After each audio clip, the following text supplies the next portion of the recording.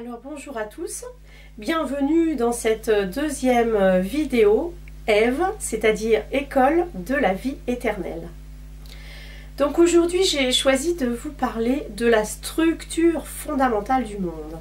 Ben oui, parce que c'est un grand mot, structure fondamentale du monde, et on ne sait pas trop de quoi ça parle et pourquoi faire, on parle de cette structure fondamentale du monde.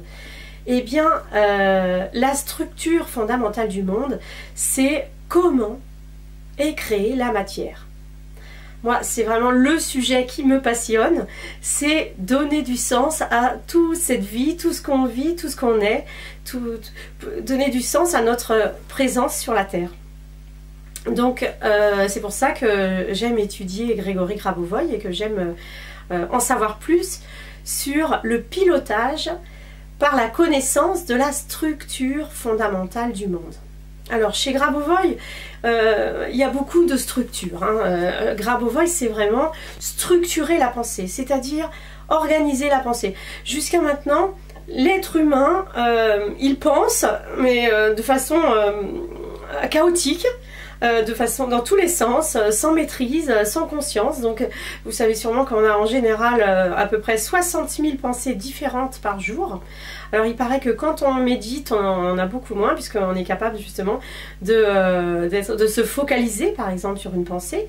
Donc par exemple quand vous voulez réaliser quelque chose dans votre vie, c'est important de vous focaliser sur cette pensée de façon claire, nette, pour que l'univers il puisse co-créer et matérialiser justement ce que vous voulez. Donc tout à l'heure je vous disais que Grabovoi aime beaucoup les structures, et donc j'ai envie de dire que son travail c'est de ranger les pensées, d'organiser les pensées, mais bien sûr si les organiser c'est plus compliqué que d'organiser une maison avec des placards, des tiroirs et des rangements.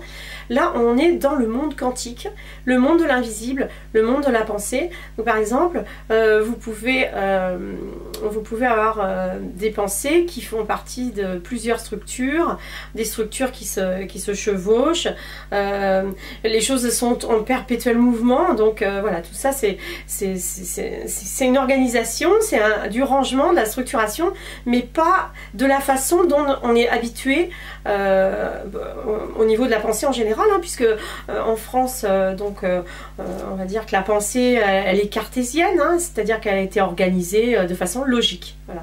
Donc Grabovoi parle de cette pensée logique, mais pour lui c'est une pensée parmi les autres.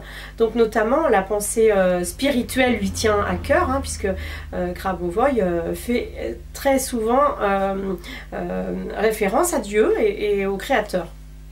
Voilà, alors donc justement, cette structure de l'organisation du monde, eh bien c'est comment Dieu a créé la matière et comment Dieu recrée cette matière avec nous, comment Dieu nous invite à recréer et à renforcer cette matière. Pour que vous compreniez mieux tout ce que je vous raconte au niveau de la structure de l'organisation du monde, eh bien, je vais vous proposer de faire quelques exercices qui m'ont été inspirés par la traduction donc, de ce livre de Grabovoi qui s'appelle donc Les structures de l'organisation fondamentale du monde pour assurer la vie éternelle. L'exercice que je vous propose maintenant, c'est l'exercice 3. Examiner le temps et les lignes du temps dans le futur éternel. Donc deux choses que je voudrais dire sur les structures de l'organisation fondamentale du monde. D'abord, c'est que le titre c'est les structures de l'organisation fondamentale du monde pour assurer la vie éternelle.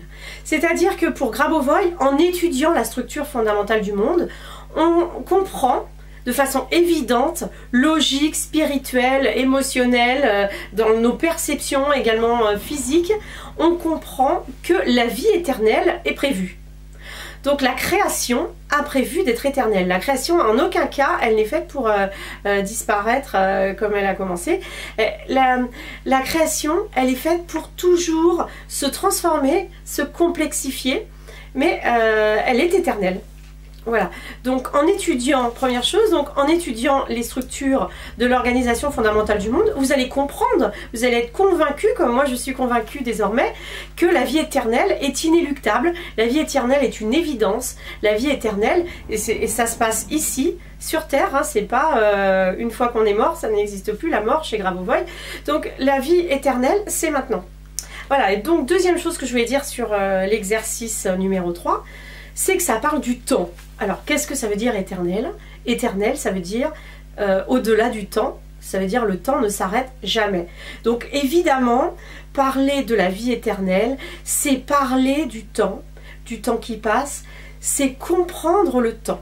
Et donc, l'exercice que j'ai choisi, ça va être justement sur le temps. Alors, je vous invite à vous mettre dans un état tranquille, relaxé, c'est-à-dire mettez bien les deux pieds sur le sol. Respirez profondément en exprimant l'intention de relâcher toute tension. Et mettez-vous donc dans un état de détente, mais active. Hein. Chez Grabovoi, le but, c'est pas de partir dans d'autres mondes, c'est vraiment d'être totalement présent, totalement ancré dans son corps, dans un corps confortable, un corps qui est l'extension de notre âme. Et donc, c'est très important de vous sentir bien dans le corps. Et donc, tout ce qui est maladie, eh bien, même si vous êtes malade, il va falloir qu'à partir de maintenant, vous vous disiez que les maladies, c'est pas normal. Si vous êtes malade, dites-vous bien que c'est forcément provisoire puisque vous êtes éternel comme tous les êtres humains de la Terre. Tout le monde est éternel. Donc si vous êtes malade, ben, c'est qu'il y a, pour l'instant vous êtes un petit peu égaré et il va falloir résoudre un problème sur lequel vous avez créé des maladies. Donc je sais que c'est pas facile à entendre quand on est malade et qu'on souffre. J'ai envie de dire, moi aussi, hein, je suis passée par la case souffrance. Alors, j'ai pas eu de maladie grave. Pourquoi? Parce que je suis quelqu'un qui conscientise toujours. Donc, généralement, je somatise très peu puisque je souffre dans ma tête hein, quand ça va mal. Mais de moins en moins grâce à l'univers et grâce à l'évolution éternelle. Et donc je connais la souffrance, voilà, c'est ça que je voulais vous dire. Et même dans votre souffrance, vous pouvez vous convaincre qu'il existe votre âme, quelque part, qui, elle, ne connaît aucune souffrance, qui, elle, connaît votre bonheur, qui, elle, connaît votre joie, qui, elle, sait que votre corps est parfait et que vous êtes fait pour avoir une santé parfaite. Donc toutes ces maladies, il va falloir leur dire au revoir. Et il faut que vous preniez la décision, c'est quelque chose, il faut arrêter de penser à nos maladies. D'ailleurs il le dit dans un livre que je viens de traduire il n'y a pas très longtemps, là je ne sais plus lequel. Il dit il faut arrêter de penser à nos maladies sans arrêt. Alors évidemment si vous êtes très malade et que vous avez des traitements, vous pouvez continuer à bien sûr à prendre votre traitement, mais ne passez pas votre vie à vous inquiéter sur vos maladies et à mettre vos pensées dans les maladies. Parce que si vous laissez infuser votre pensée constamment dans la maladie, eh bien vous restez dans la maladie. Donc même si vous êtes malade, passez à autre chose pendant votre travail avec Grabovoi. Essayez vraiment de faire grandir dans chaque journée de votre vie les moments où vos pensées sont dans la bonne santé, où vos pensées sont dans la joie, dans les projets, hein, puisque pour moi la vie éternelle c'est vraiment ça. La vie éternelle c'est de me dire tiens qu'est-ce que je vais faire dans 1000 ans. Donc moi, depuis 4 ans que j'envisage la vie éternelle de façon de plus en plus sérieuse et de plus en plus installée, eh bien je fais des projets pour les siècles à venir. Et je fais ça avec mes enfants. Alors bien sûr, on discute, on en rigole. Au début, on n'y croit pas. Je suis bien d'accord que de dire, tiens, dans 1000 ans, je vais faire du saut à l'élastique. Moi-même, quand je dis ça, parce que je dis ce genre d'exemple, puisque c'est pas quelque chose que j'ai envie de faire, hein, le saut à l'élastique. Quand on fait des projets pour dans 1000 ans, ça paraît complètement délirant, ça paraît lointain, etc., etc. Mais c'est pas grave.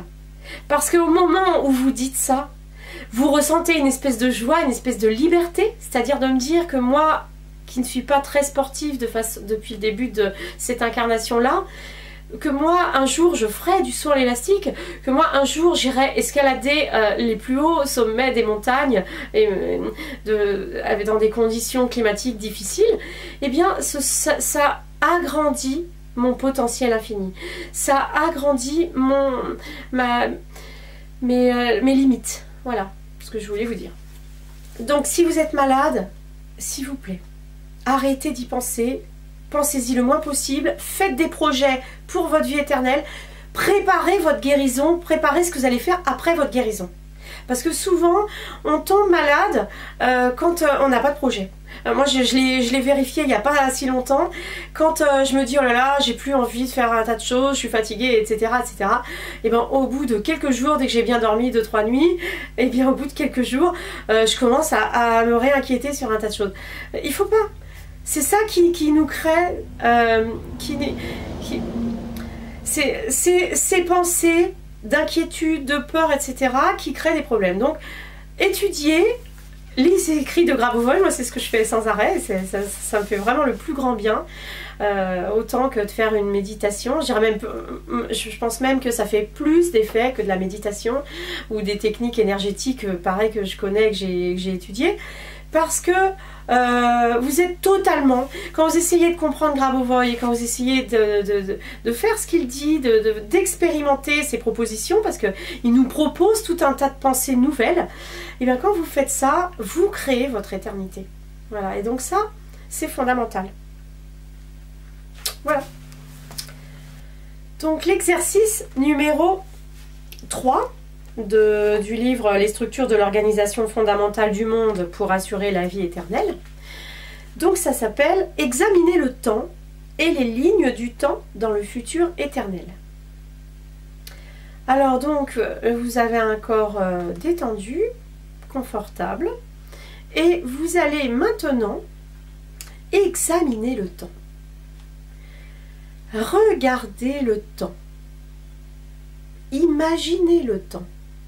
Tout ça, c'est pareil. Imaginez, regardez le temps. Comment vous ressentez ce temps? Souvent, on voit la ligne du temps. Parce qu'en fait, il y a des milliards, même plus, de lignes du temps, puisque chaque objet, chaque cellule, chaque système, chaque organe, chaque feuille d'arbre, chaque animal, chaque brin d'herbe a sa propre ligne du temps. Et donc, peut-être voyez-vous des lignes. Si vous voyez qu'une seule ligne, c'est que vous voyez votre propre ligne du temps. Regardez donc votre propre ligne du temps. Vous pouvez donc regarder cette ligne et la suivre et observer sa forme. C'est-à-dire, est-ce que votre ligne du temps ou les lignes du temps que vous voyez, est-ce qu'elles sont des lignes droites? Est-ce qu'elles sont courbes? Est-ce qu'elles sont d'une épaisseur constante? C'est-à-dire, est-ce qu'il y a des endroits où cette ligne est épaisse et d'autres endroits où cette ligne est plus fine? Donc, regardez votre temps, votre ligne du temps ou vos lignes du temps, si vous en voyez plusieurs. Et observez comme ces lignes ont des propriétés particulières. Le temps est élastique. C'est-à-dire qu'il y a certains moments, votre ligne du temps peut s'étirer. Il y a même certains moments où votre ligne du temps peut être coupée. C'est d'ailleurs un exercice dans la technologie du temps qui permet de stopper les maladies évolutives, c'est-à-dire en examinant la ligne du temps de la maladie et en coupant cette maladie qui évolue dans le temps pour vous projeter tout de suite après cette maladie. Donc le temps, il est compressible, c'est-à-dire que vous pouvez le rendre plus court. De la même manière, vous pouvez l'étirer pour qu'il devienne plus long. Alors quand vous connaissez cette propriété du temps, eh bien c'est pratique, puisque vous pouvez, par exemple, si vous avez besoin de beaucoup de temps et que vous êtes pressé sur quelque chose, ben vous pouvez étirer le temps afin de pouvoir disposer de davantage de temps pour effectuer votre projet. ou de la même manière, si quelque chose, si vous voulez accélérer le temps parce que c'est un moment difficile, et bien vous pouvez le faire. Et si vous essayez, vous allez être étonné des résultats parce que ça marche très bien. Alors, beaucoup de gens avec qui j'ai discuté, moi la première bien sûr, ont des expériences comme ça d'avoir le temps qui passe très vite à certains moments et à d'autres moments très lentement. Donc, vous serez facilement convaincu que ce temps est élastique et non pas régulier. Il faut savoir aussi que le temps, eh bien, par exemple, avant qu'on invente le chemin de fer, le temps n'était pas le même d'une ville à l'autre. Et bien sûr, avant, je ne sais pas exactement à quel moment, mais au temps des cadrans solaires, les heures d'été, la durée d'une heure en été n'était pas du tout la même que la durée d'une heure en hiver. Donc tout ça, il faut bien comprendre que le temps, c'est une construction, une invention de notre civilisation. Et il y a plein de civilisations qui ont encore des perceptions du temps totalement différentes.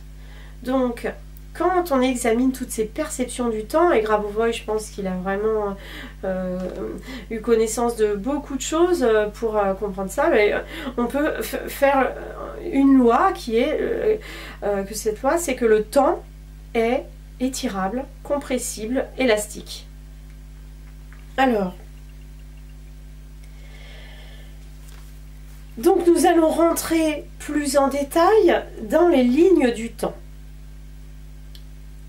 Et toujours, ces lignes du temps, on les considère dans le futur éternel. En pilotant les événements, par exemple ceux du passé, nous pouvons remarquer que le temps est comparable à un flux liquide que nous pouvons faire couler dans l'espace. Alors, Grabovoi relie énormément le temps avec l'espace. Et ça sera un petit peu long que j'explique ça maintenant, parce que je veux juste faire cet exercice. Mais voilà, sachez que le temps, il est lié à l'espace dans lequel vous êtes, dans le pays, dans la région, de façon inextricable. Le temps et l'espace sont vraiment ensemble, et donc le temps, il est comme coulé dans l'espace. Le temps est composé de multiples systèmes temporels. Par exemple, ce que je vous disais avec toutes les lignes, chaque cellule a son propre temps, sa propre horloge du temps, et c'est ce qu'on appelle les lignes du temps. Pour examiner le temps, il faut se placer en dehors du temps, comme le créateur. Ainsi, on peut étirer le temps ou redresser les axes du temps. Alors, je vous invite à vous projeter en dehors du temps. Donc, vous avez votre ligne du temps. Et puis là, au-delà du temps, dans un endroit qui n'est pas un endroit, en dehors de l'espace aussi, il y a cet espace où se trouve Dieu, le Créateur. Donc, projetez-vous dans cet espace où il n'y a plus de temps, cet espace atemporel. Et donc, de l'extérieur, vous allez pouvoir regarder les lignes du temps. Et donc, vous pouvez les modifier, ces lignes du temps. Alors, je vous invite, par exemple, à regarder votre ligne du temps dans votre passé. Regardez si dans votre passé, il y a eu des périodes où le temps passait lentement, ou d'autres où le temps passait très vite. Regardez aussi s'il y a eu des cassures dans votre temps personnel, des moments où le temps est comme arrêté, le temps devient complètement différent, il devient fixe, il devient immobile. Et vous pouvez corriger toutes ces anomalies de votre ligne du temps afin de remettre la fluidité dans votre ligne du temps. Et comme vous avez commencé à le faire dans votre passé, et c'est ce qui est le plus compliqué, eh bien vous allez continuer sur votre présent et sur votre futur. Vous allez examiner votre ligne du temps au présent et qui continue vers votre futur infini, votre futur éternel. Alors peut-être allez-vous voir des événements sur cette ligne de votre futur. Alors bien sûr, si vous voyez des événements heureux, c'est merveilleux, ça veut dire que vous êtes au niveau du bonheur. Et si vous voyez des événements désagréables, vous allez les normaliser. Vous pouvez normaliser afin de faire en sorte que votre ligne du temps dans votre futur soit une ligne fluide, une ligne régulière, une ligne stable, où votre niveau du bonheur reste toujours le meilleur, le mieux. Et donc de cette manière, vous harmonisez à la fois votre présent et votre futur.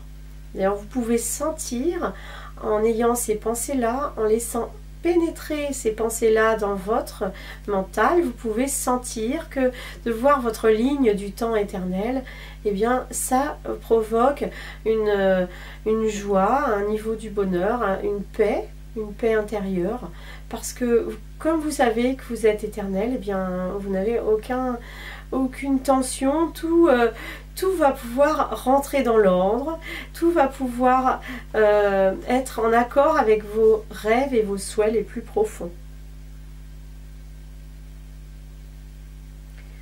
Alors vous pouvez bien sûr regarder aussi les lignes du temps des événements. Donc, par exemple, vous choisissez un événement de votre vie. C'est plus simple de commencer par travailler sur soi, mais vous pouvez aussi travailler sur un événement d'une autre personne. Et vous allez redresser la ligne du temps. Donc par exemple un événement, je ne sais pas, la vente d'une maison par exemple, ça peut être un événement. Vous allez pouvoir visualiser l'avenir de cet événement et vous allez voir cette ligne du temps qui part vers l'éternel. Et donc par exemple en regardant cette ligne du temps, vous allez pouvoir voir si cette maison va se vendre très bientôt ou dans un temps éloigné. Voilà, je vous remercie et à bientôt pour une prochaine vidéo Ève, école ou éducation de la vie éternelle.